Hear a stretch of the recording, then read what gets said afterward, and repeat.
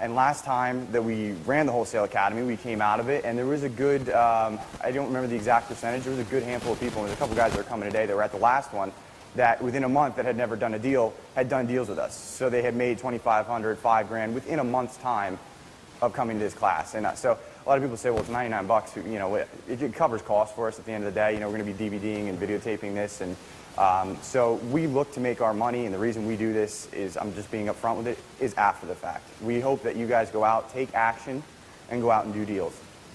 Does everybody kind of see where we're coming from with that? I just want to kind of be explicitly clear that we're not here to just run a boot camp.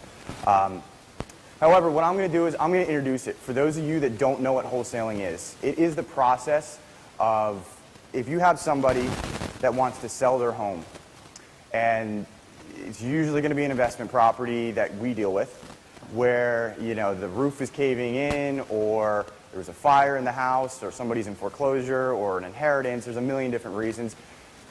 People need to get rid of their home a lot of times, and it's a problem. And they don't just know people with cash that can come in and buy this problem property. It's not like, you know, we don't really get into dream homes, so to say. It's not a fixed, you know, four bed, 2 bath, 3-car garage house. We don't deal with that. We're in the middle of the city in 3 bedroom, 1 bathroom.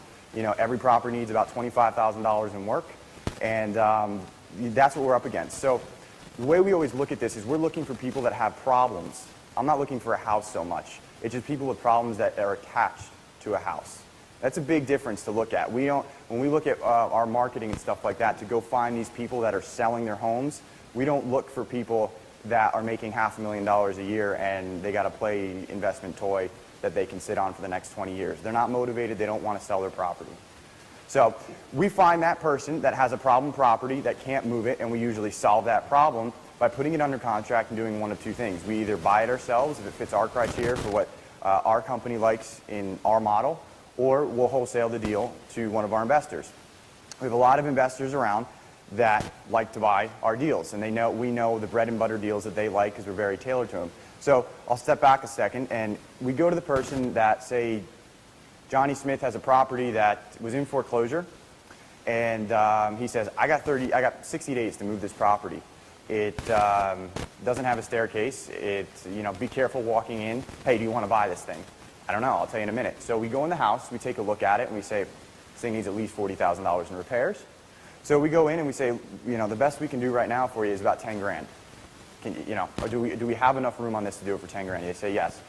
We go in knowing that we can then turn this to one of our investors for, say, 20 grand, and it's still a deal for them. It has to still be a deal for the end buyer. It can't just be a deal at the numbers you get it at for you, because you need to build in a spread for yourself. So then we go ahead and we build that into the contract. We sign a contract for sale, an agreement of sale, which we'll go over later, where what that is it says we have 60 days to buy the property, and at the cost that we have it at $10,000. So immediately when we get that property, we look at it, we know that we can move it to one of our investors, and we go out and we'll bring our investors through the property. And, you know, usually we get somewhere around, you know, if we pick up a property for $10,000, we'll probably get somewhere around $20,000 for it. And we keep the spread in the middle. So when we go to the table, there's an assignment fee or a consultation fee that goes on the actual agreement of sale for $10,000 paid to, you know, franchise real estate. Anybody didn't know what wholesaling, does that kind of clear it up? Okay. This is the process of finding a property at a discount is probably the biggest part of everything.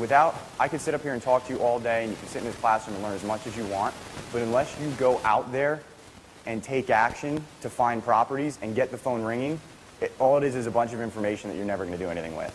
So I would like you guys to, you know, I always say to people, last time we were here, I kept saying take action, take action.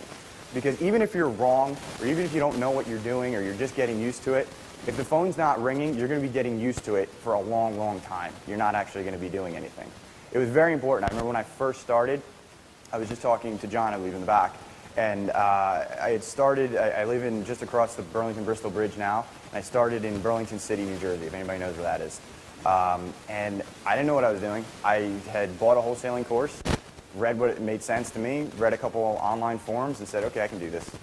And then I immediately started marketing, which is everything. So after I started marketing, the phone started ringing, and then I went out and I started looking at properties, realizing, I don't know how much does this cost? What am I, how do I find buyers? How do I do all this? So slowly and surely I pieced the things together through experience, through time, and eventually outgrew Burlington City, and that's why we moved in with Josh, and we buy homes to fix in Philadelphia.